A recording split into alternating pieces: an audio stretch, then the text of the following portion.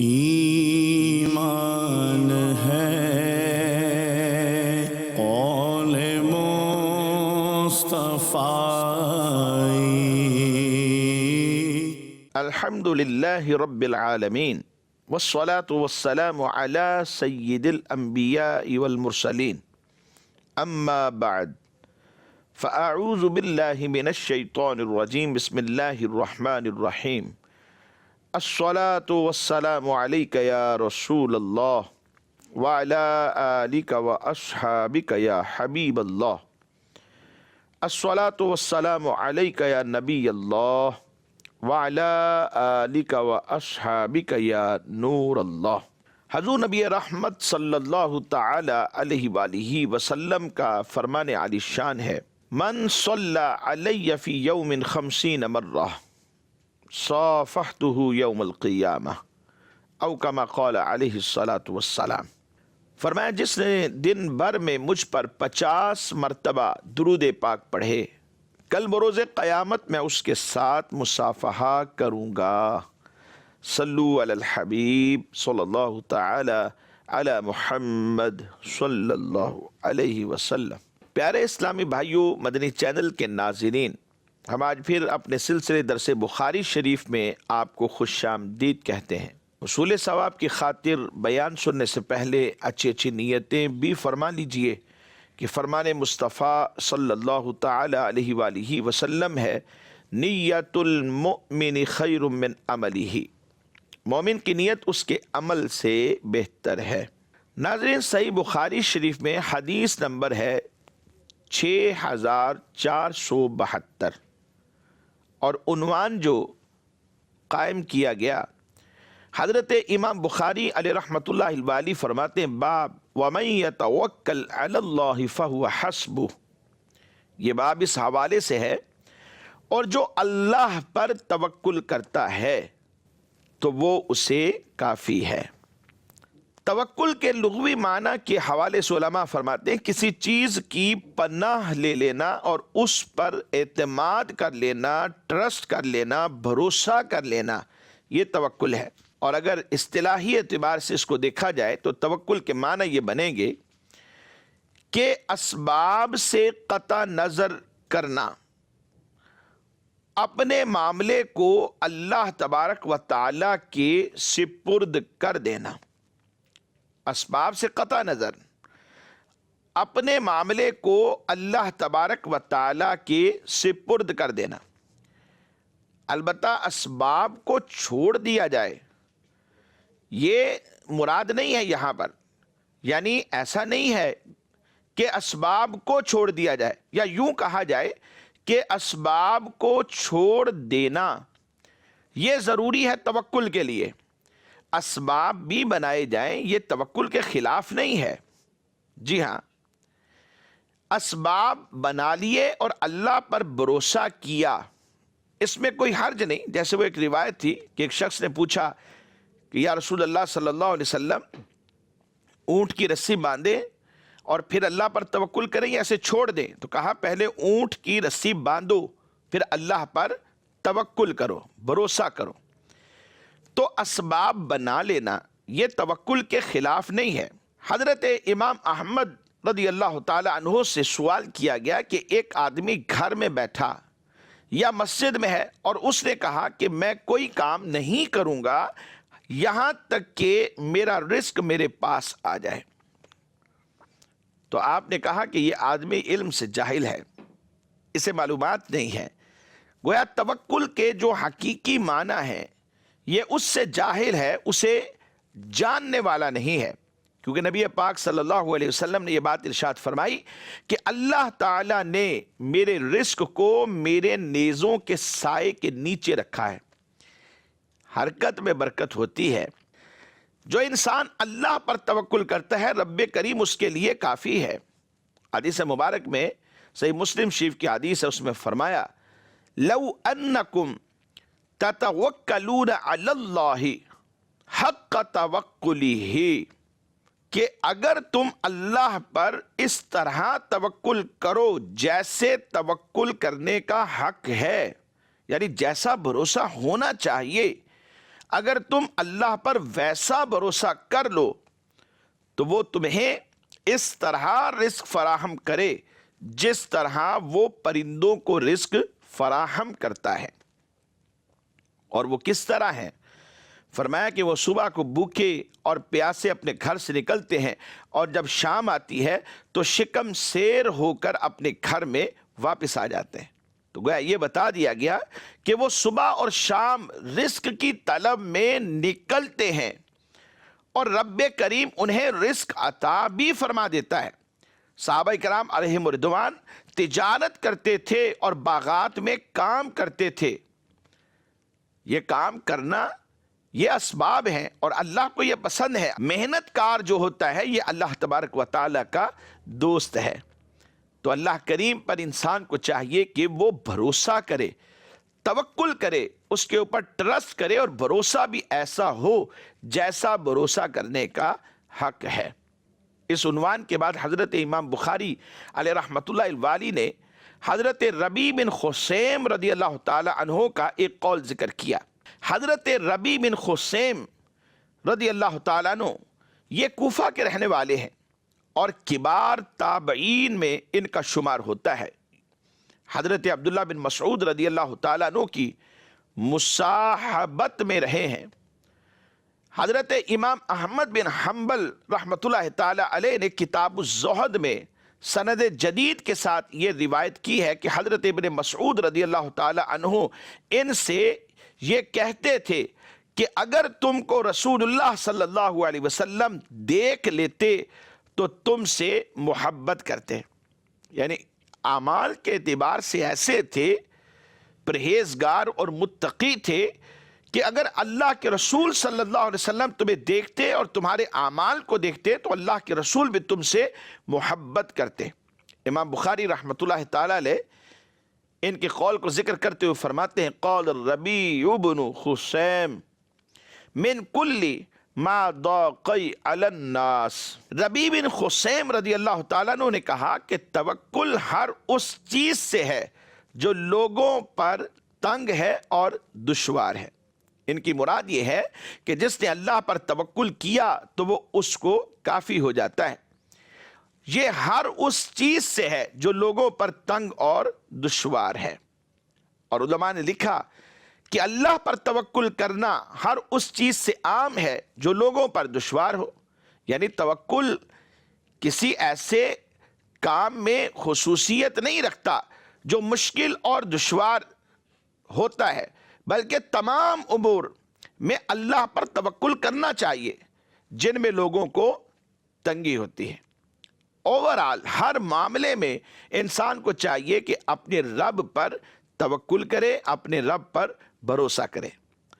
حضرت امام بخاری رحمۃ اللہ تعالی علیہ اس عنوان کے بعد ایک حدیث مبارک کو ذکر کرتے ہیں۔ حدیث نمبر ہے 6472۔ عبداللہ بن عباس رضی اللہ تعالی عنہما اس حدیث کا راوی ہیں ان رسول اللہ صلی اللہ علیہ وسلم قال يدخل الجنة من امتی 70,000 بغیر حساب هم الذين لا يسترقون ولا يتطيرون وعلى ربهم يتوکلون۔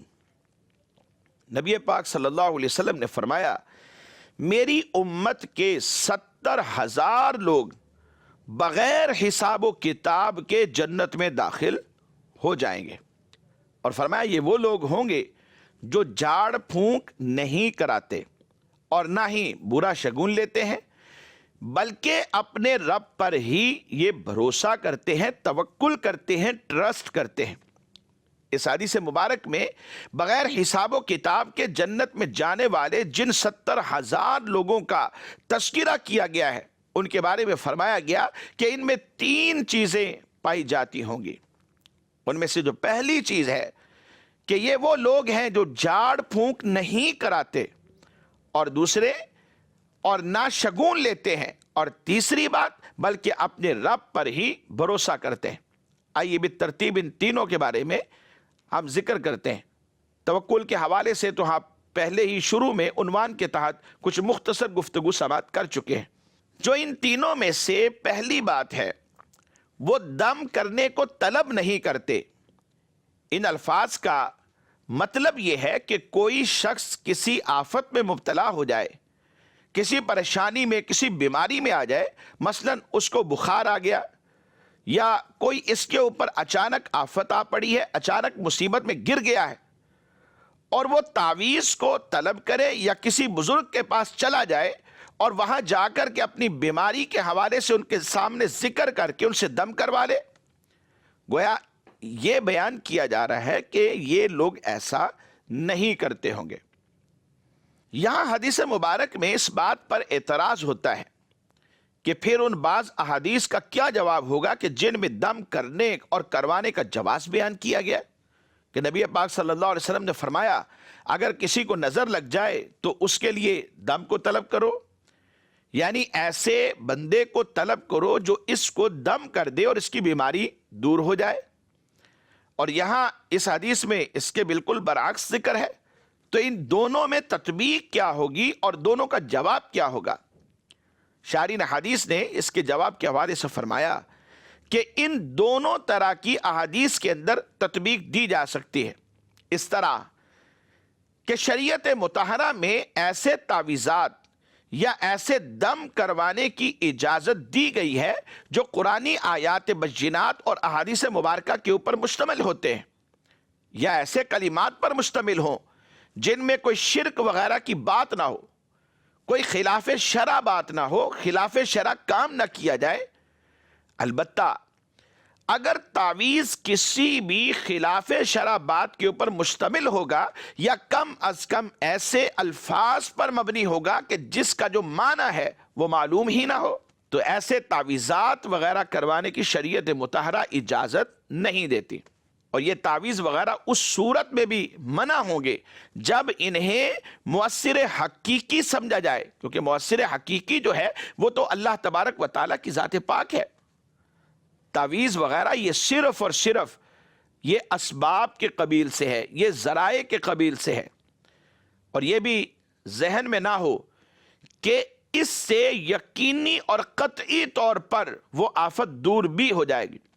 یعنی اس طرح علاج کو جس طرح دیگر علاج کروانے کو ظنی سمجھا جاتا ہے، ایسے ہی اس طرح کے علاج جو ہیں انہیں بھی ظنی کنسیڈر کیا جائے، قطعی اور یقینی نہیں۔ اور یہ ذہن میں ہو کہ شفا جو ہوتی ہے وہ من جانب اللہ ہوتی ہے، یعنی اللہ کی طرف سے ہوتی، وہ چاہے تو اس دم میں شفا آ جائے، وہ چاہے تو نہ آئے، وہ چاہے تو اس تعویذ سے شفا مل جائے، وہ چاہے تو نہ آئے، اور اگر وہ چاہے تو یہ جو ہم نے سبب بنایا ہے اس سبب کے ذریعے سے وہ ہمیں شفا عطا بھی کر دے گا، یہ اس کی مرضی پر ڈیپینڈ ہوتا ہے۔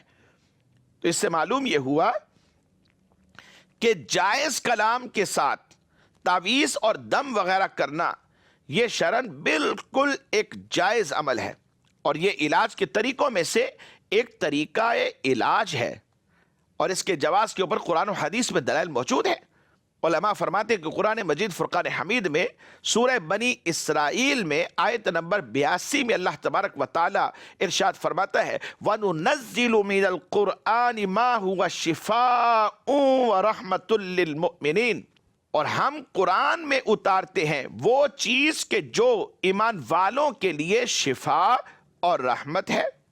امام مالک علیہ رحمت اللہ والی آپ فرماتے ہیں کہ ایسا تعویذ جس میں اللہ تبارک و تعالیٰ کے اسماء موجود ہوں، مریضوں کے گلے میں بطور تبرک لٹکانے میں کوئی حرج نہیں ہے، جبکہ اس سے مدافعات العین کا ارادہ نہ کرے۔ اس سے مراد یہ ہے کہ نزول بلا کے بعد اس کے دور ہونے کی امید کرتے ہوئے لٹکانے میں حرج نہیں، یعنی یہاں پر امید ہے، جیسے نظر کا وہ دم کہ جس کے متعلق حدیث کے اندر ایک دعا وارد ہوئی۔ بہرحال نزول بلا یعنی مصیبت کے نازل ہونے سے قبل تو اس میں کوئی حرج نہیں۔ اس حوالے سے امام مالک رحمۃ اللہ تعالی علیہ نے یہ بیان کیا کہ ابھی مصیبت نازل نہیں ہوئی اور اس سے پہلے ہی یہ کام کرنا، تو کہا کہ اس میں حرج ہے، لیکن یہ ایک صرف غریب قول ہے۔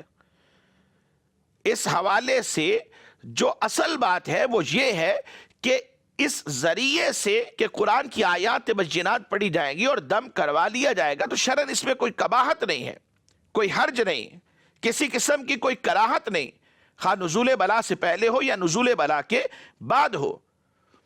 یہ قید لگا دینا کہ نزول بلا کے بعد تو جائز ہے، اس سے پہلے جائز نہیں، کہا کہ یہ تقسیم درست نہیں ہے۔ تعویذات اور دم کے جواز کے متعلق چند احادیث مبارکہ سماعت فرمائیے۔ صحیح مسلم شریف کی حدیث مبارک ہے، نبی پاک صلی اللہ علیہ وسلم نے ایک باندی پر نظر بد کے اثرات کو جب ملاحظہ فرمایا تو ارشاد فرمایا اس سے نظر بد لگی ہے، لہذا اس کے لیے دم کر دو۔ حضرت سیدنا عبداللہ بن عمر رضی اللہ تعالی عنہما دعائیہ کلمات پر مشتمل تعویذ بچوں کے گلے میں لٹکایا کرتے تھے۔ جامع ترمذی کی حدیث مبارک، اللہ کے رسول صلی اللہ علیہ وسلم نے ارشاد فرمایا کہ جب تم میں سے کوئی اپنے خواب سے گھبرا جائے تو وہ یہ دعا پڑھا کرے۔ وہ دعا کیا ہے؟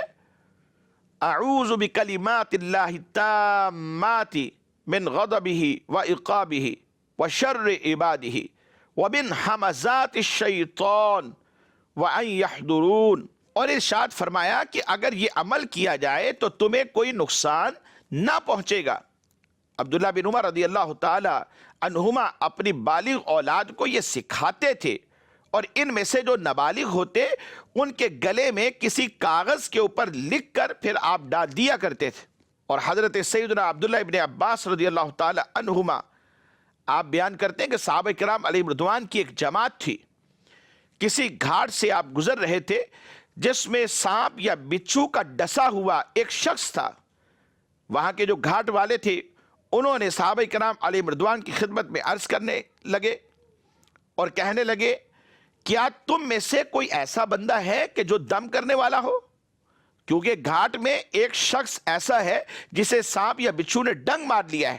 تو صحابہ کرام علیہم رضوان میں سے ایک صحابی تھے، وہ ان کے ساتھ چل پڑے کہ جی ہاں میں ہوں، میں دم کر دیتا ہوں، اور شرط یہ کر لی کہ اس کے بدلے میں بکریاں لی جائیں۔ وہاں جا کر سورہ فاتحہ پڑھی، سورہ فاتحہ پڑھ کر اسے دم کر دیا تو وہ بندہ ٹھیک ہو گیا۔ دم کرنے والے صحابی رضی اللہ تعالیٰ عنہ دیگر صحابہ کرام علیہم رضوان کے پاس دم کے بدلے میں جو وصول ہونے والی بکریاں تھی جب وہ لے کر آئے تو دیگر جو صحابہ کرام علیہم رضوان تھے انہوں نے اسے ناپسند کیا اور کہا کہ تم نے کتاب اللہ پر اجرت لی ہے۔ جب مدینہ منورہ میں آئے تو نبی پاک صلی اللہ علیہ وسلم کی بارگاہ میں حاضر ہو کر پھر عرض کرنے لگے کہ حضور فلاں صحابی نے کتاب اللہ پر اس طرح سے اجرت لی ہے۔ تو سرکار دو عالم صلی اللہ علیہ وسلم نے ارشاد فرمایا جن چیزوں پر تم اجرت لیتے ہو ان میں زیادہ حقدار کتاب اللہ ہے، یعنی جو اجرت لی گئی ہے گویا حضور نبی علیہ السلام نے یہ فتویٰ دے دیا کہ وہ جائز ہے۔ اس کے جواز کے بعد جو بات ہم سمجھنا چاہ رہے ہیں وہ یہ ہے کہ جو دم کیا گیا گویا کہ وہ ایک جائز عمل کیا گیا۔ حضرت عائشہ صدیقہ طیبہ طاہرہ زاہدہ عابدہ رضی اللہ تعالی عنہا بیان کرتی ہیں کہ اللہ کے نبی صلی اللہ علیہ وسلم نے مجھے حکم دیا یا آپ نے مجھے فرمایا کہ نظر لگنے کے بعد دم کو طلب کیا جائے۔ اس حدیث مبارک سے بھی بالکل جواب واضح ہے، اور یہ صحیح بخاری شریف کی حدیث مبارک 5738 حدیث مبارک۔ اور حضرت امام بخاری رحمۃ اللہ تعالی علیہ نے ایک اور روایت کو بیان کیا کہ اللہ کے رسول صلی اللہ علیہ وسلم نے انصار کے اہل بیت کے لیے ہر زہریلے جانور کے ڈسنے سے دم کرانے کی رخصت دی تھی۔ حضرت عامر بن ربیعہ رضی اللہ تعالیٰ عنہ بیان کرتے ہیں کہ نبی پاک صلی اللہ علیہ وسلم نے فرمایا جب تم میں سے کوئی شخص اپنے آپ کو یا اپنے مال کو یا اپنے بھائی کو دیکھے اور وہ اسے اچھا لگے تو اسے چاہیے کہ برکت کی دعا کرے، کیونکہ نظر کا لگنا یہ برحق ہے۔ جی ہاں، جب نظر لگ جائے تو اسے دم کر کے شفا مل جاتی۔ خلاصتاً یہ بات میں عرض کر رہا ہوں کہ مذکورہ تمام دلائل کو اگر سامنے رکھیں تو یہ بات ثابت ہو جاتی ہے کہ قرآن و حدیث کے مطابق جائز کلمات یا جائز عمل پر مشتمل تعویذات یا دم وغیرہ یہ بالکل ایک جائز عمل ہے، اس میں کوئی حرج نہیں۔ البتہ وہ روایات کہ جن سے تعویذات وغیرہ کی ممانت ثابت ہوتی ہے، شارح حدیث نے ان کے محامل اور ان کے مطالب کو بیان کیا۔ آئیے وہ بھی سماعت کر لیجیے کہ جن میں اس سے ممانت ہے، وہ ممانت کی وجہ کیا ہے۔ علماء نے فرمایا کہ ممانت ایسے تعویذ یا دم وغیرہ سے ہے کہ جن میں شرکیہ اور کفریہ کلمات یا ممنوع کلمات موجود ہوتے ہیں، لہذا جس میں ایسی کوئی خلاف شرع بات نظر آئے تو وہاں پر ممانت کی جائے گی۔ اور ایک وجہ یہ بھی ہے کہ اس سے مراد وہ دم ہے کہ جس میں کفار کے منتر وغیرہ میں سے کچھ پڑھا جاتا ہے، یا ایسے کلمات پر مشتمل ہے کہ جس کے معنی معلوم ہی نہیں ہوتے، کیونکہ اس صورت میں یہ احتمال بھی موجود ہے کہ ہو سکتا ہے کہ جس کے معنی معلوم نہیں اس کے معنی کفریہ ہو، لہذا اس سے بھی پھر ممانت کر دی گئی۔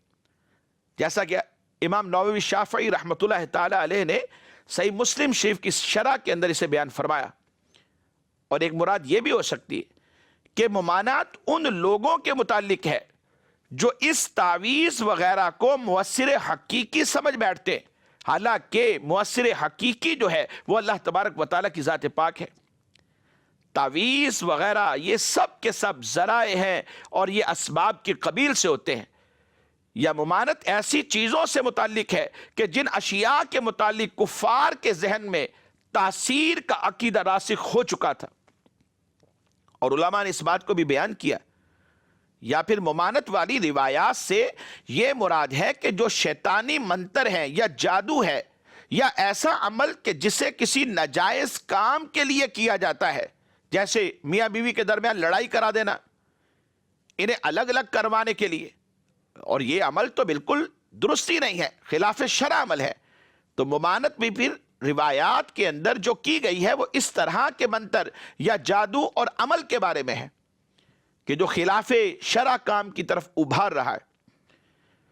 اور یا پھر فرمایا کہ پہلے اس سے ممانت تھی اوائل اسلام میں، لیکن بعد میں جائز کلمات پر جو مشتمل تعویذات وغیرہ ہیں ان کی گویا کہ اجازت دے دی گئی، یعنی ممانت والی روایات یہ منسوخ ہیں اور جو اجازت والی روایات ہیں وہ ان کی ناسخ بن جاتی ہیں۔ اس لیے مدنی چینل کے ناظرین ان چیزوں کو ذہن میں رکھنا یہ بہت ضروری ہے۔ اور آج کے سلسلے میں حدیث مبارک میں جو بات بیان کی گئی، اور یہ شگون نہ لیتے ہوں گے جن 70,000 لوگوں کو بغیر حساب و کتاب کے جنت میں داخل کیا جائے گا، یہ شگون نہ لیتے یعنی بدفعلی نہیں لیتے ہوں گے۔ اور اسلام میں پہلے جاہلیت میں یہ لوگوں کی عادت تھی کہ زمانے جاہلیت میں وہ پرندوں کو اڑاتے، اگر وہ دائیں طرف اڑ جاتا تو کہتے کہ یہ ایک اچھا عمل ہے، اسے اچھا شگون لیتے تھے، اور اگر وہ پرندہ جو ہے وہ بائیں طرف اڑ جاتا تو اسے برا فال لیتے تھے اور کہتے کہ یہ بدشگونی ہے، یہ کام ہم نے نہیں کرنا۔ اور اسلام نے اس بات سے منع کر دیا۔ نبی پاک صلی اللہ علیہ وسلم نے ارشاد فرمایا لیس منا من تطیر، جس نے بدشگونی لی وہ ہم میں سے نہیں ہے، یعنی وہ ہمارے طریقے پر نہیں۔ اللہ کے رسول صلی اللہ علیہ وسلم نے بدفعلی نکالنے سے منع فرمایا، کیونکہ بدفعلی یہ اوہام اور تخیلات کے جو دروازے ہیں یہ انہیں کھول دیتی ہے اور اللہ تبارک و تعالیٰ پر توکل سے بندے کو دور کر دیتی ہے۔ اور نیک فعل لینا اس میں کوئی حرج نہیں، یہ ایک جائز عمل ہے۔ نبی پاک صلی اللہ علیہ وسلم بھی نیک فعل لیا کرتے تھے، کیوں؟ اس لیے کہ اس سے بندے کے دل میں خوشی پیدا ہوتی ہے۔ تو مدنی چینل کے ناظرین، آج کے سلسلے میں حدیث مبارک 6472 عنوان تھا اللہ پر توکل کا، اور حدیث میں 3 باتیں تھیں۔ ایک تو بدشگونی نہیں لینی، ہمیشہ اچھا شگون لینا ہے، اپنے رب پر بھروسہ کرنا ہے، یہ دوسری بات ہے۔ اور تیسری بات، دم درود جائز ہے، تعویذات جائز ہیں، بشرطے کہ کفریات اور شرکیات کے الفاظ پر اور عملوں پر مبنی نہ ہو، یا ایسے الفاظ کے ساتھ نہ لکھے جائیں کہ جن کے معنی معلوم نہیں ہوتے، یا وہ ایسے جملے ہیں کہ جو ممنوع ہیں، جن کا کہنا، جن کا لکھنا، جن کا بولنا یہ ممنوع ہے، ایسے نہ ہو۔ اور اگر جائز ہیں، قرآن اور احادیث کی دعائیں ہیں، جیسا کہ احادیث سے آپ نے سماعت کیا، تو اس میں شرن کوئی حرج نہیں، ان سے فیض لیا جا سکتا ہے، بشرطے کہ ذہن میں یہ ہو کہ مؤثر حقیقی اللہ کی ذات ہے۔ یہ چیزیں بھی اثر تبھی کرتی ہیں یا ان طریقہ علاج کو اپنانے میں اثر تب ہی ہوتا ہے کہ جب رب چاہتا ہے، یقیناً اس کی مرضی کے خلاف کچھ نہیں ہوتا۔ اللہ کریم ہم سب کو ان باتوں کو یاد رکھنے اور عمل کرنے کی توفیق عطا فرمائے، آمین بجاہ النبی الامین صلی اللہ علیہ وسلم۔ ایمان ہے قول مصطفیٰ